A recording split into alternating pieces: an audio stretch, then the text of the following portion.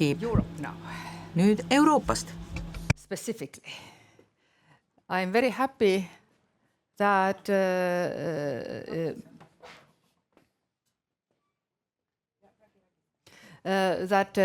Mul on hea meel, et ECOMOS-i asepresident on eestlane ja juhtumisi on minu hea sõber ka. Sellepärast ma olen teda väga kaua juba tundnud, mõlemad me oleme muidugi noored. And the leader of the energy performance directive. Ja tema tegeleb ka Euroopa hoonete energiatõhususe direktiivi rakendamisega ja sa oled ka ECOMOS-e asepresident ja Riina Alatalu saab nüüd sõna. I will put up the presentation, but actually ma panen oma ettekande siia üles. I had hard times. Aga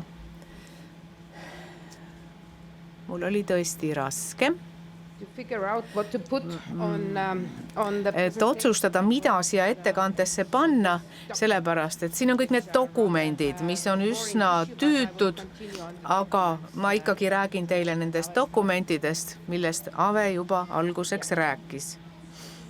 Just for a reminder how meenutan teile seda, kuidas ECOMOS tegeleb nende teemadega. Enamasti siis Euroopa grupp on selle töö teinud. Kui te ei tea, ECOMOS on jagatud 5 piirkonnaks, mis järgib peaaegu UNESCO süsteemi, aga mitte päriselt, sest Ameerikad on erinevad. UNESCOs on Põhja-Ameerika ja Euroopa koos, aga meil on ühes grupis mõlemad Ameerikad, Euroopa, Aasia, Araabia piirkond ja Aafrika. And the Europe group is Euroopa grupp on suurim, meie moodustame peaaegu poole või rohkem kui poole sellest organisatsioonist.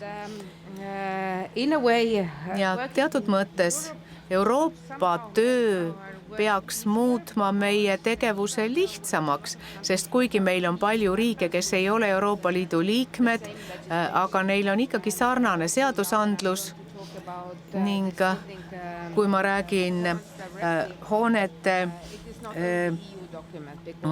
energiatõhususe direktiivist, siis ka teised Euroopa riigid järgivad seda sama temaatikat. Ja lisaks sellele oleme me varem teinud tööd sellel teemal. Meil on Euroopa roheline raamat kultuuripärandi kohta, Euroopa Nostra ja ECOMOS panid selle koos kokku, nagu ma juba mainisin. Ja see oli nagu vastus Euroopa roheleppele just nimelt pärandi vaatevinklist. Ja seda dokumenti tasub tõesti lugeda. Ja teine dokument on Euroopa kvaliteedi põhimõtted, mis on täielikult ECOMOS-i koostatud ja seda peaks siis järgima nii kohalikud omavalitsused, linnad, erasektor ja ka pärandieksperdid. Siin on mul see eesti keeles, aga see on mõeldud ka selleks, et kasutada Euroopa rahastust, mis mõjutab pärandit. Ja nagu eelkõneleja ütles, igasugune rahastus mõjutab pärandit, olgu maanteeehitus või vee- ja kanalisatsioonisüsteemid ja nii edasi. Nii et pärand on alati seal olemas. Kuigi isegi sellest hoolimata, kui väga tihti meiega ei konsulteerita. Teine põhjus oli see, et miks me hakkasime üldse tööle Euroopa hoonete direktiiviga, see on vana direktiiv aastast 2002 ja siis nad hakkasid uuendama seda. Ja see on uuendatud viimastel aastal 2023. tohutult That has as a heritage is such a broad field. We have 31 tohutu kontsentratsiooniga töötati aastal 2003, peale seda tuli ISKES, loodi mitmed erinevad komisjonid. See on rahvusvaheline teaduskomisjon, mis on siis energia ja jätkusuutlikkuse üle. Me oleme seda teinud ja siin ka ISKES-i komisjoni liikmed on siin kohal olnud ja ISKES oli ICOMOS-e poolt loodud selleks, et anda sisend nendele konsultatsioonidele. Konsultatsioonivoor very interesting and oli väga huvitav. Proposals were taken into account. Paljud nende poolt tehtud ettepanekud said ka arvesse võetud, aga peamiselt läksid nad sellisesse üldisesse sissejuhatusse. It looked as if aga tundus nii, et see hoonete energiatõhususe direktiiv, national levels seda hakatakse rakendama peamiselt riiklikul tasandil.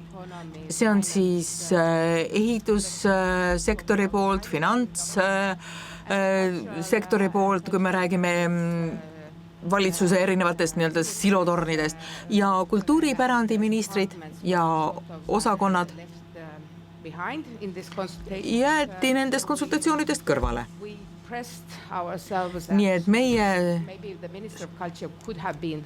surusime ennast kohale, võib-olla kultuuriminister oleks seal võinud olla kohal, aga see ei olnud sugugi selge sellel hetkel, kui meie sekkusime.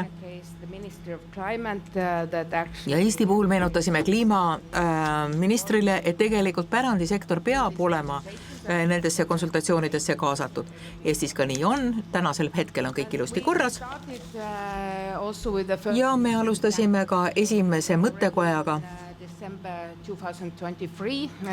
2023. aasta detsembris. Arutasime põhiküsimusi, võtmetähtsusega küsimusi, mida ma tahan siin välja tuua. Vabandust, mu märkus on teises arvutis. Kõige suurem intriig, mis puudutab hoonete energiatõhususe direktiivi, on see, et peale konsultatsiooni võeti see vastu Euroopa Parlamendi poolt märtsis 2023.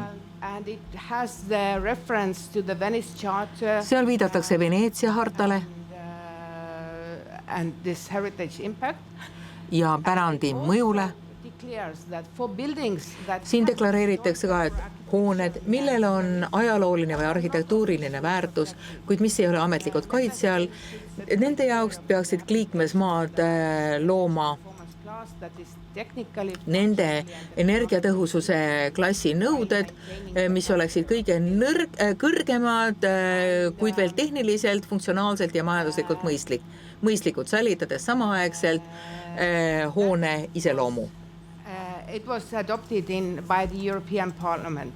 Selle võttis vastu Euroopa Parlament, aga peale parlamendis vastuvõtmist muudeti see tekst samasuguseks, nagu ta varem oli. Võib-olla see oli mingites osades liiga keeruline ja allpool olev tekst. Seda saab lugeda kas nii või naa. Kontrollisin nende keelte variante, millest ma ise aru saan. Ametlikud keeled. Osa määratud või kaitsealusest keskkonnast või tänu sellele, et neil on eriline arhitektuuriline või ajalooline väärtus. Ehk siis, aga seda saab lugeda ka, et nad on ajalooliselt kaitstud osana miljöö väärtuslikkusest või nad on kaitstud sellepärast, et või sellepärast, et neil on eriline väärtus. Ja kõikides tõlkides see lõpuks ikkagi jõuab ainult kaitsealuste hoonete peale. Tänu nendele sätetele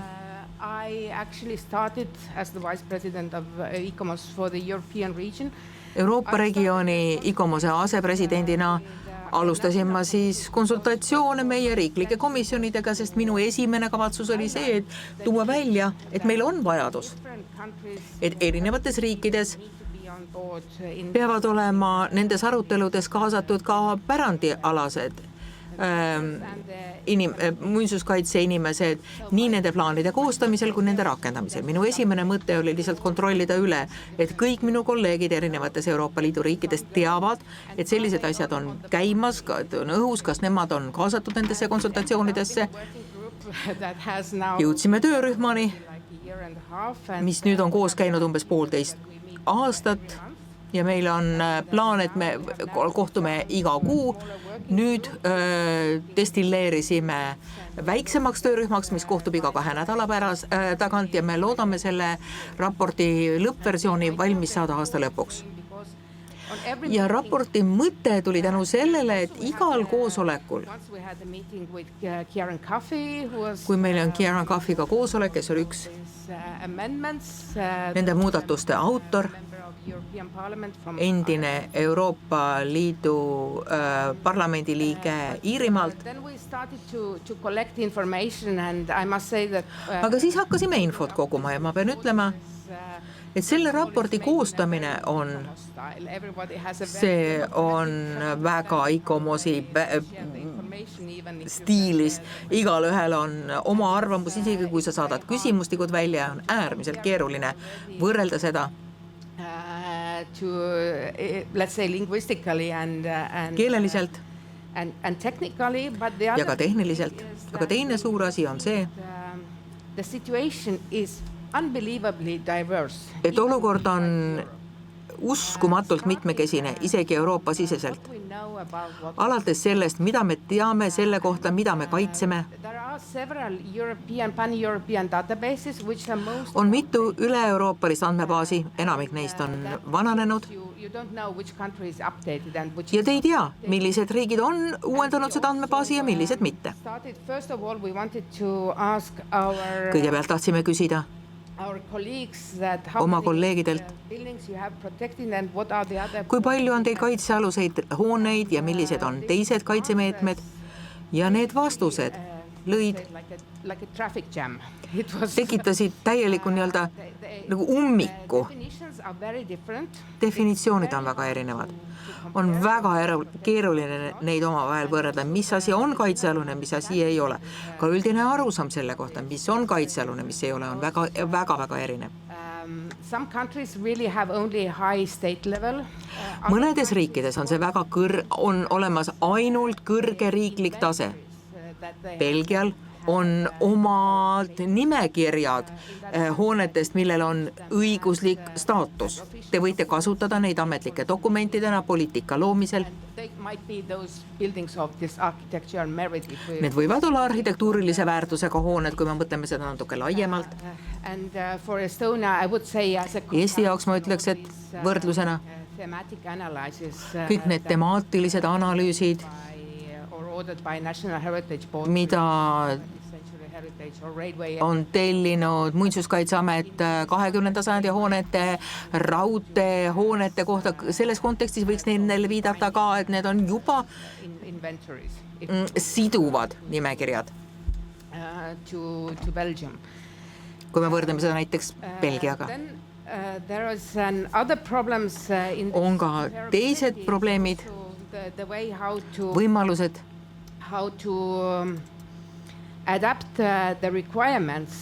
kuidas kohandada nõudeid. Sest miks me nii palju rääkisime nendest definitsioonidest, sellest, mis on vaja EPP nõuetest, hoonete energiatõhususe direktiivist, mis puudutab ainult kaitsealuseid hooneid, mida me ootame või eeldame, on see, et hooned saavad teha oma otsuseid. Kas te teete erandeid? See tähendab, et teil ei ole vaja mitte mingisugust innovatsiooni, üldse mitte mingisugust. Te ei pea mõtlema midagi, arhitekt teeb oma projekti, me teeme selle hoone kohta mingisuguse restaureerimise ja arhitekt võib alguses ära ütelda, et see on kaitsealune hoone, tema ei pea täitma energiatõhususe nõudeid. potential measurements to up. me ei kaalu isegi mitte mingisuguseid meetmeid, et seda hoonet uuendada. See on niisugune laisa inimese lähenemine. Seda tahab ka Muinsuskaitseamet, sellepärast et tegelikult mõnedes keskaegsetes hoonetes on võimalik mõttetööd tehes parandada energiatõhusust. Teine asi on see, et need hooned, mis jäävad excluded from these exemptions, so we don't want kelle kohta need erandid ei rakendu. Me ei taha erandeid, me tahame leevendusmeetmeid. The mitigations, but if we exclude Need leevendusmeetmed, aga kui me jätame kõik muu kõrvale, mida ei kaitsta, very vulnerable situation, see tähendab seda, et kõik meie ajaloolised taluhooned, Estonia, we have protected a lot Eestis oleme me kaitsnud väga paljusid piirkondi, miljööväärtuslikke alusid, nagu näiteks Tallinna Kalamaja ja Pelgulinn.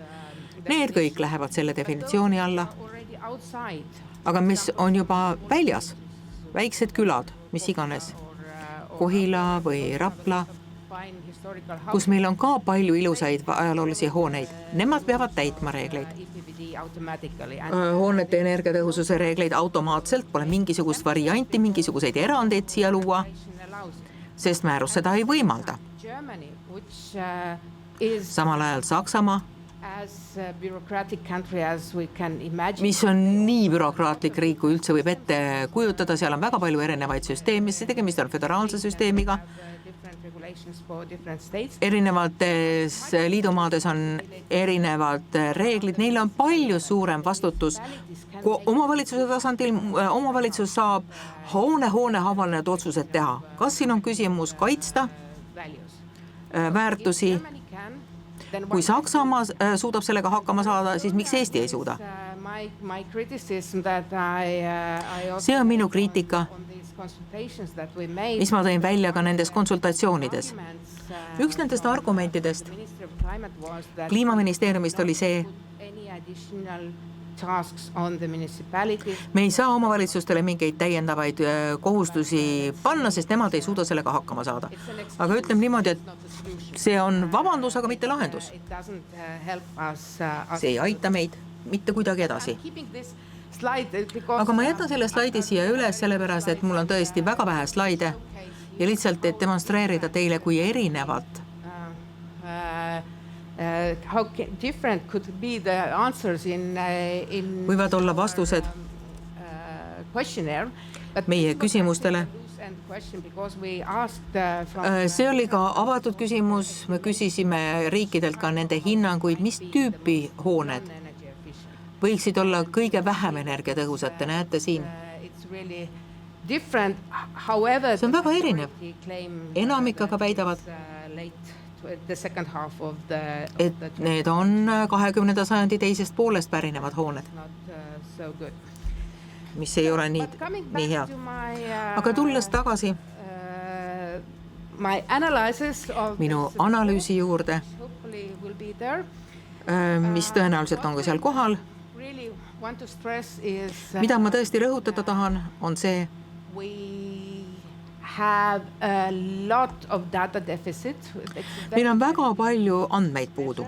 Seda on hästi raske mõõta ja seetõttu on väga raske ka Give the advice which Anda nõu. solution is best. millised on parimad lahendused, Operate, so sest riigid tegutsevad niivõrd erinevalt and also how deep to go with ja kui süvitsi minna recommendations, how soovitustega, kuidas mingi riik võiks rakendada ja kasutada concept of buildings with architectural merit, how you can arhitektuuri väärtuslike hoonetega tegutseda, kuidas see kontseptsioon peaks minema, look at it.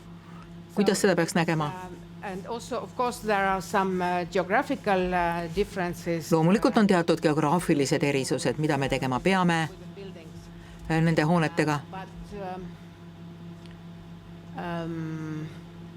yeah, I think that the most important thing. Ma arvan, et kõige olulisem asi, I think that the outcome of our work right now ja meie töö tulemus on praegu enamasti see, indicate the gaps that we really have and how ära tuua need augud, need sellised kuristikud, mis on nagu erinevate meetmete vahel ja meil on väga palju juhtumeid, mis on uuritud, selgitatud olukorda, põhjendatud, miks ühes või teises riigis on nii. Kõigepealt ma tahan rõhutada, et me töötame selle dokumendi kallal vabatahtlikult ja see tähendab, et mingi spetsialisti palkamine selleks, et see oleks selline korralik Euroopa bürokraatlik dokument, me seda ei tee. Aga me jätame selle mitmekesisuse dokumenti sisse ja loodame, et see jääb selliseks inspiratsiooni allikaks meie riiklikele komisjonidele ja asjaomastele ministeeriumitele nendes riikides, et nad saavad kasutada seda, kuidas edasi liikuda. Mõnedes riikides on tõesti väga sügavalt juurdunud ideed selle kohta, kuidas edasi liikuda. Rootslastel on ehitusseadus, seal on ära toodud, et tuleb austada väärtusi. Väärtused võivad olla erinevad, see võib olla arhitektuuriline, aga ka tehniline väärtus või sotsiaalne väärtus, ühiskondlik väärtus. See tuleb juba nende ehitusseadusest. Ja viimase slaidina on ka ICOMOS-i püsiprojekt nendele, kes on huvitatud uuringutest. Selle nime on Future Hist.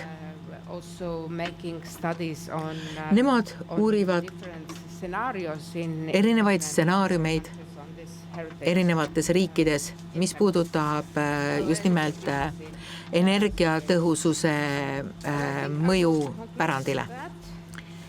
Ja ma usun, et sellega võin ka lõpetada. Tõenäoliselt unustasin ära terve hulga asju, mis oli mul endale üles kirjutatud. Aga jah, me võime aruteludega hiljem jätkata. Aitäh!